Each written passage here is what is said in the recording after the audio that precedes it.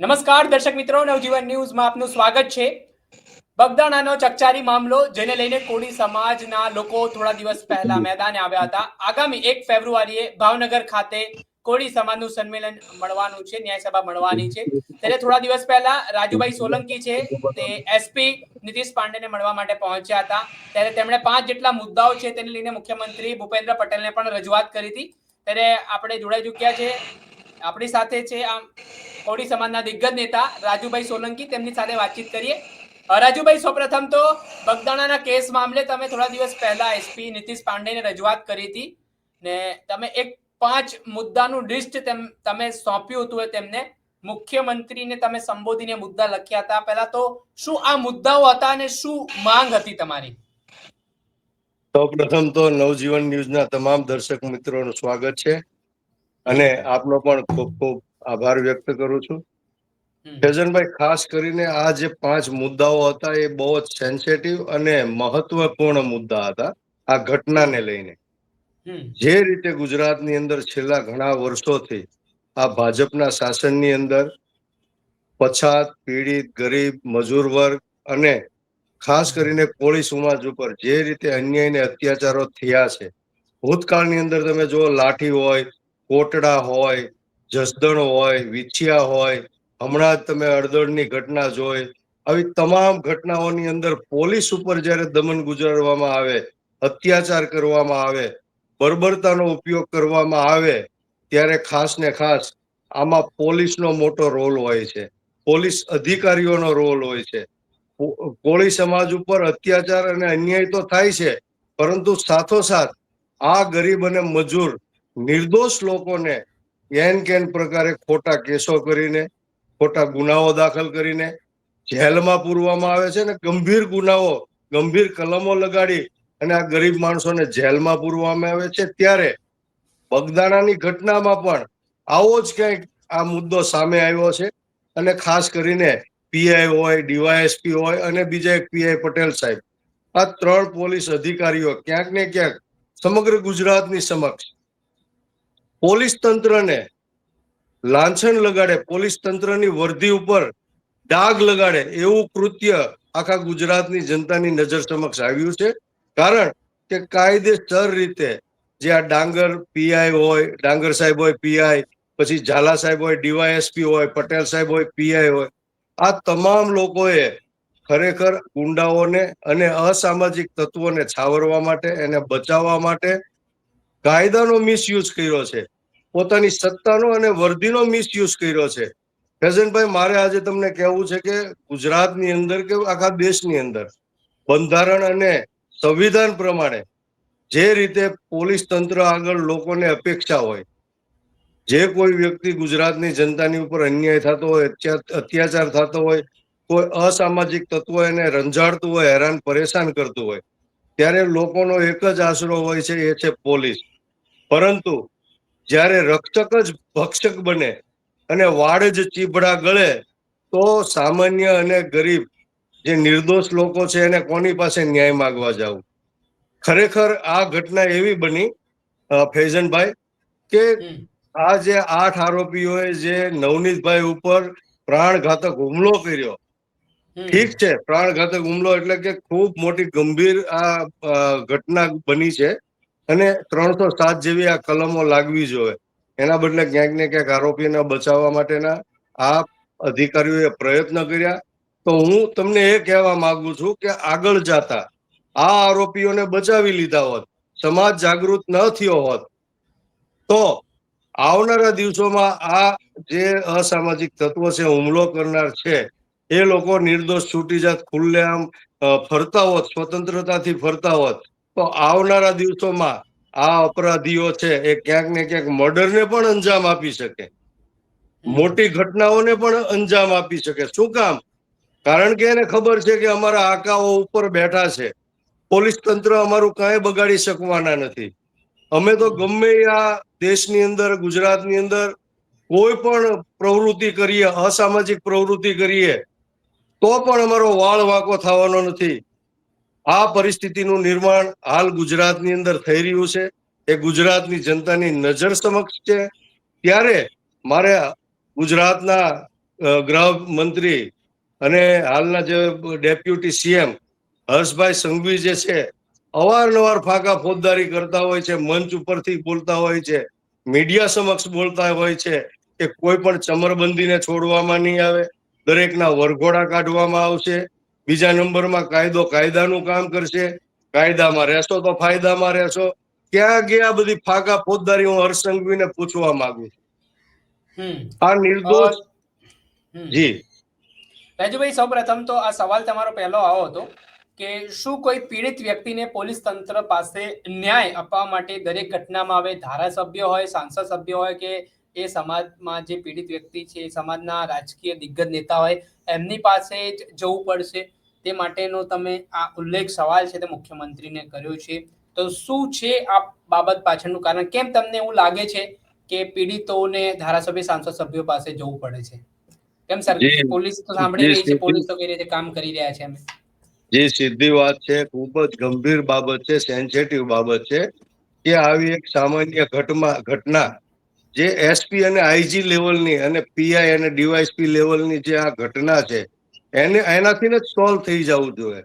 પરંતુ ક્યાંક ને ક્યાંક કોણ જાણે, મને તો સમજાતું નથી કે કોળી સમાજના દિગ્ગજ નેતાઓ કઈ કહેવાતા, જે ધારાસભ્યો હોય, સંસદ સભ્યો હોય, મંત્રી હોય, રાજ્ય કક્ષાના મંત્રી હોય, કેબિનેટ કક્ષાના મંત્રી હોય, કેન્દ્રીય લેવલના મંત્રી હોય, આ લોકોએ એક મોટું જૂથ કરીને, મોટી ફોજ લઈને છેક ગાંધીનગર આ ઘટના ખાલી તપાસ માટે, ખાલી સામાન્ય તપાસ કે ભાઈ તમે તપાસ કરો, આની પાછળ કોનું ષડયંત્ર છે, આ તપાસ માટે છે ગાંધીનગર જવું પડે, મોટો કાફલો અને સામાજિક અને રાજકીય આગેવાનોને.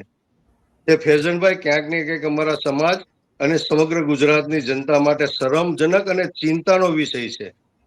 કારણ કે હું તમને એવું કહું છું કે કોળી સમાજ આગળ એટલા ધારાસભ્યો, મંત્રીઓ, સાંસદ સભ્યો છે, તો આ મુદ્દાને લઈને ગાંધીનગર પહોંચ્યા.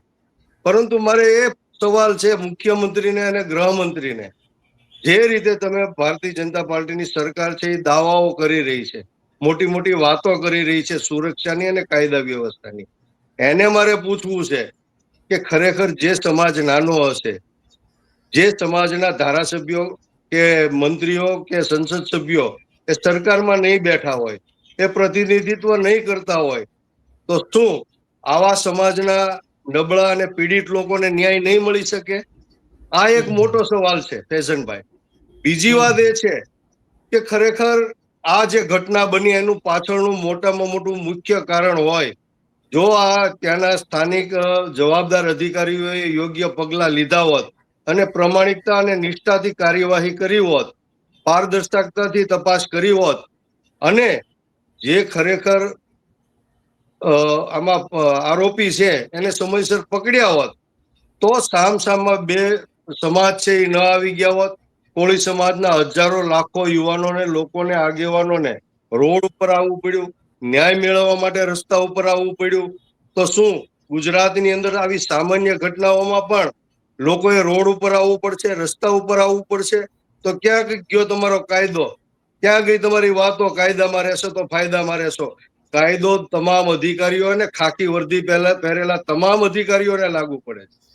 એને શપથ લીધા હોય છે અને એને ટ્રેનિંગ લઈને એ લોકો આ પોસ્ટ ઉપર આવ્યા હોય છે, અને જનતાના ટેક્સના પૈસા, પરસેવાના ટેક્સના પૈસામાંથી આ તમામ અધિકારીઓને પગાર મળે છે. ત્યારે આ અધિકારીઓએ એ ન ભૂલવું જોઈએ કે ભારતના તમામ નાગરિકને, આ દેશના તમામ નાગરિકને નાગરિક સમાનતા ધારાનો અધિકાર છે, ફંડામેન્ટલ રાઈટ છે. ત્યારે વારંવાર કોળી સમાજ અને પછાત સમાજ સાથે આવા પોલીસ દ્વારા અન્યાય અને અત્યાચારો થઈ રહ્યા છે. તો આ બિલકુલ સાખી લેવામાં નહીં આવે. અને આવનારા દિવસોમાં જો આ 3 અધિકારીઓ છે, ફૈઝનભાઈ, આપના ટીવી ચેનલના માધ્યમથી હું કહેવા માંગુ છું, આ બહુ થઈ ગયું છે, હવે હદ વટાવી દીધી છે આ ભાજપ સરકારે. મારે એ કહેવું છે કે શું તમે એસઆઈટી ની રચના કરી નાખી એટલે તમારે કોળી સમાજને ન્યાય મળી ગયો, નવનીતભાઈને ન્યાય મળી ગયો? નહીં. જે લોકોએ કાયદો પોતાના ખિસ્સામાં નાખવાની વાત કરી છે, કાયદાને પોતાની જાગીર માનવાની વાત કરી છે, ગુંડાઓને છાવરવાની વાત કરી છે. એ તમામ લોકો ઉપર કાયદેસરની તપાસ થવી જોઈએ, પારદર્શક તપાસ થવી જોઈએ, અને જો એ લોકો આમાં ગુનેગાર સાબિત થાય તો એ લોકોને પણ, જેટલા લોકો અત્યારે નવનીતભાઈના કેસની અંદર જેલમાં છે, એ તમામની સાથે આરોપી તરીકે આ અધિકારીઓને જોડવામાં આવે એવી મારી ચોક્કસ આજે મુખ્યમંત્રીને હું કહેવા માંગુ છું કે અમારી કોળી સમાજની માંગ છે. અને આવનારા દિવસોમાં આમાં પરિણામ નહીં આવે તો જલદમાં જલદ આંદોલન અને જે પણ કાર્યક્રમો કરવા પડશે એ કોળી સમાજ રસ્તા ઉપર આવીને, રોડ ઉપર આવી અને પોતાના હક અને અધિકાર માટેની લડાઈ લડવા માટે તૈયાર છે. રાજુભાઈ, પોલીસ તરફથી એવી દલીલ હતી કે શરૂઆતના તબક્કામાં કેવી રીતે સાબિત થાય કે જે રીતે આરોપ કરી રહ્યા હતા નવનીતભાઈ બાલદિયા કે જેના જાહેર આરોપી છે, તો એ તપાસનો વિષય હતો. તે પ્રકારની વાત છે તે નિવેદનમાં સામે આવી હતી એમના પક્ષે પોલીસ તરફી. તો તમે આ બાબતને કઈ રીતે જુઓ છો? પછી આ તો પાછળથી એસઆઈટી નું ગઠન થયું ને આ સમગ્ર મામલો સામે આવ્યો. જી, 100% સાચી વાત છે. પહેલી વાત તો એ છે કે નિયમ પ્રમાણે, કાયદા પ્રમાણે હું 15 વર્ષથી જાહેર જીવનમાં છું ફૈઝનભાઈ. અનેક નિર્દોષ લોકો ઉપર ખોટી ફરિયાદો અને કેસો આ પોલીસ અધિકારીઓ કરી રહ્યા છે. આજે તમે જુઓ જસદણ વિછિયાની અંદર હું તમને કહું 90 લોકો ઉપર ખોટી રીતે 307 અને રાયોટિંગ જેવા ગુના દાખલ કર્યા. 307 અને રાયોટિંગ જેવા ગુના તો હોય, જેને એટેમ્પ ટુ મર્ડર, મારી નાખવાની કોશિશ કરી હોય, એવા લોકો ઉપર આવા ગુના દાખલ કરવામાં આવે. એના બદલે પોલીસે આ લોકો ઉપર કિન્નાખોરી રાખી અને સામાન્ય બાબતમાં કોઈ પણ જાતના પુરાવા વગર, આધાર વગર આવા ગુનાઓ દાખલ કર્યા છે. આ રીતે લાઠીની અંદર ગુનાઓ દાખલ કર્યા છે, આ રીતે કોટડાની અંદર ગુનાઓ દાખલ કર્યા છે. આ લોકો સદંતર નિર્દોષ છે. હું તમામ મેટરની અંદર ઇન્વોલ્વ છું ફૈઝનભાઈ. હું આમનામ વાત નથી કરતો, મારી પાસે પુરાવા છે. આ બધા આ નિર્દોષ લોકોને પોલીસે ખૂબ ગંભીર ગુનાઓમાં જેલમાં પૂરવામાં આવ્યા છે. પરંતુ જે ખરેખર આરોપી છે, જે ખરેખર આવી ઘટનાઓની સાથે સંકળાયેલા છે, જોડાયેલા છે, એને તમે સીધી ક્લીન ચેટ આપી દો. તમે શું કઈ સુપ્રીમ કોર્ટ છો? તમે ન્યાયાધીશ છો? તમે પોલીસ અધિકારી છો? તમે તમારા કાયદાની મર્યાદામાં રહીને જ તમારે કામ કરવાનું હોય, કાર્યવાહી કરવાની હોય. તમને નવનીતભાઈ ફરિયાદી છે, એ એવું કહેતા હોય કે એટલા લોકો ઉપર મને શંકા છે ને એટલા લોકોએ મારી ઉપર હુમલો કરાયો છે કે કર્યો છે, એના આ નામ છે. પછી તમે એને એમ કહો કે એ નિર્દોષ છે ને એ નહોતા, અને પેલા તમે નામ જો કે ફરિયાદ કરે છે તોય તમે નામ નથી લેતા અને ફરિયાદમાં અજાણ્યા લોકો લખો છો, તો કેટલા અંશે વ્યાજબી છે? ક્યાં ગયો કાયદો? કોણે કીધું કાયદામાં રહેશો તો ફાયદામાં રહેશો? આ ખોટી પાકા ફોજદારી. હર્ષ સંઘવીને હું કહેવા માંગુ છું, પેલા ગરીબ અને નબળા માણસોને તમે ન્યાય આપો, એની સુરક્ષા કરો, એનું રક્ષણ કરો. કાયદો ને વ્યવસ્થા ગુજરાતની અંદરથી બિલકુલ કથળી ગયા છે. બિહાર અને યુપી જેવી પરિસ્થિતિ આ ગુજરાતની અંદર થઈ ગઈ છે. અચ્છા રાજુભાઈ, એક ન્યાયસભાના પોસ્ટરો ભાવનગરના અલગ અલગ વિસ્તારોમાં લાગ્યા હતા, ત્યારે 2 જેટલા શખ્સોએ એ પોસ્ટરો ફાડવાના પ્રયાસો કરીને પોસ્ટરો ફાડ્યા પણ. એ મામલે ફરિયાદ પણ થઈ છે. તો આ ઘટનાને કઈ રીતે જુઓ છો? નવનીત બાલદિયાના સમર્થનમાં ન્યાયસભા મળવાની છે ને આવા બનાવો બની રહ્યા છે.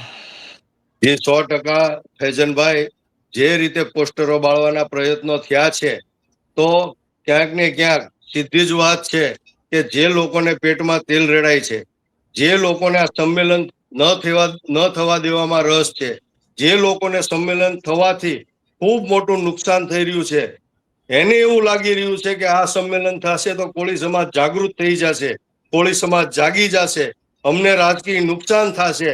આવા લોકો આવા ષડયંત્રો કરે છે, આવા કાવતરાઓ કરે છે. આ જ રીતે જસદણ વિછિયાની અંદર જે સંમેલન થવાનું હતું, ત્યાં પણ ભારતીય જનતા પાર્ટીના નેતાઓએ અથાગ પ્રયત્નો કર્યા, ખૂબ જ આવા ષડયંત્રો કર્યા કે આ સંમેલન ન થાય, આ સંમેલન રોકાઈ જાય, આ સંમેલનમાં લોકો ન જાય. પોલીસનો ઉપયોગ કર્યો, પોલીસે લોકોને રસ્તામાં રોક્યા. આવા અનેક ષડયંત્રો થવાના છે ભાવનગરમાં પણ. પરંતુ હું આપના ટીવી ચેનલના માધ્યમથી કહેવા માંગુ છું કે કોળી સમાજના હક અને અધિકારની વાત આવશે, કોળી સમાજના ન્યાયની વાત આવશે, કોળી સમાજના સર્વાંગી વિકાસની વાત આવશે, તો ગુજરાતમાં કોઈ પણ જગ્યાએ કોઈ પણ ખૂણાની અંદર કોળી સમાજ હારે અન્યાય અને અત્યાચાર થશે તો અમે ચૂપ બેઠવાના નથી. ગમે એ આવે, ગમે એવી તાકાત સામે આવે, આ સંમેલન થવા જઈ રહ્યું છે અને 100% ડંકાની ચોટ ઉપર થવાનું છે. અને જે લોકો રોકવાના પ્રયત્ન કરી રહ્યા છે, જે લોકો અડચણ ઊભી કરવાના પ્રયત્ન કરી રહ્યા છે, એને કોળી સમાજ જડબાતોડ જવાબ આપવાનો છે. અને અમે લોકો આ સંમેલન માટે તડામાર તૈયારીઓ કરી રહ્યા છીએ અને આવનારા દિવસોમાં ખૂબ જ સફળતાપૂર્વક આ સંમેલન પાર પડવાનું છે.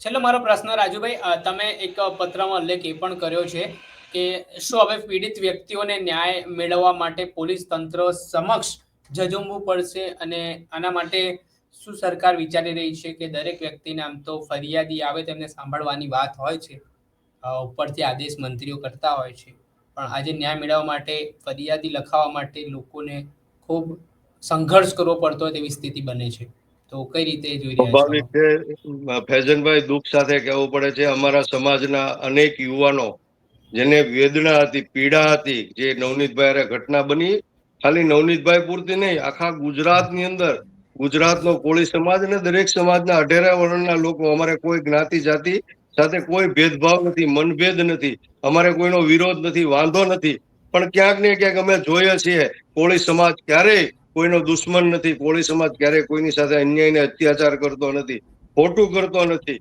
દરેક સમાજની સાથે હળી મળીને ખભેથી ખભો મિલાવી અને પોતાનો સમાજની પ્રગતિ થાય એના માટે વિચારી રહ્યો છે. ત્યારે ઘણા બધા અસામાજિક તત્વો કોળી સમાજ હારે અને ખાસ કરીને પોલીસ ડિપાર્ટમેન્ટ, હું કહું છું, ડંકાની ચોટ ઉપર કહું છું, એસપી હોય, આઈજી હોય કે પીઆઈ હોય કે ડીવાયએસપી હોય, કોઈ પણ આઈપીએસ અધિકારી હોય, આ લોકો કોળી સમાજ સાથે કિન્નાખોરી રાખે છે. જે કહેવાય ને હલકું લોહી હવાલદારનું, એ પ્રમાણે આ લોકો વર્તન કરી અને કોળી સમાજને ક્યાંક ને ક્યાંક કેન પ્રકારે હેરાન કરવાની વાત કરે છે ને એની સાથે કાયદાનું ઉલ્લંઘન કરીને અને એની સાથે ખોટું કરવામાં આવે છે. એનો સખત હું વિરોધ કરું છું ને આવનારા દિવસોમાં પણ કોઈ પણ મોટો ચમરબંધી અધિકારી હશે, કોળી સમાજ હારે ખોટું કરશે અને ખોટું કરવાના પ્રયત્ન કરશે તો એના વર્ધી પટ્ટા ઉતરતા વાર નહીં લાગે. આજે હું આપના ટીવી ચેનલના માધ્યમથી કહેવા માંગુ છું, પરંતુ સાથોસાથ એ પણ હું કહેવા માંગુ છું કે કોળી સમાજમાં કોઈ પણ વ્યક્તિ અસામાજિક પ્રવૃત્તિ કરતો હશે, કોઈ પણ વ્યક્તિ ખોટું કરતો હશે, કાયદાનું ઉલ્લંઘન કરતો હશે, તો એના ઉપર પણ કડક અને કાયદેસરની કાર્યવાહી થવી જોઈએ. ચોક્કસથી રાજુભાઈ, ખૂબ ખૂબ આભાર. તમે જોડાયા, તમે જે મુદ્દાઓ લખ્યા હતા મુખ્યમંત્રીને તેને લઈને વિસ્તૃતમાં માહિતી આપી ને ઘણી બધી બાબતોને લઈને તમે આક્રોશ પણ તમારો વ્યક્ત કર્યો. આ હતા કોળી સમાજના દિગ્ગજ નેતા રાજુ સોલંકી, જેમાં તેમણે જે 5 મુદ્દાઓ મુખ્યમંત્રીને લખ્યા છે ને આ મામલે કોળી સમાજની જે માંગ છે કે આમાં જવાબદાર અધિકારીઓ સામે કાર્યવાહી કરવામાં આવે, ત્યારે આગામી સમયમાં કઈ રીતની પરિસ્થિતિનું નિર્માણ થાય છે તે જોવું રહ્યું. દર્શક મિત્રો, આવા જ વિડીયો જોવા માટે નવજીવન ન્યૂઝ જોતા રહો.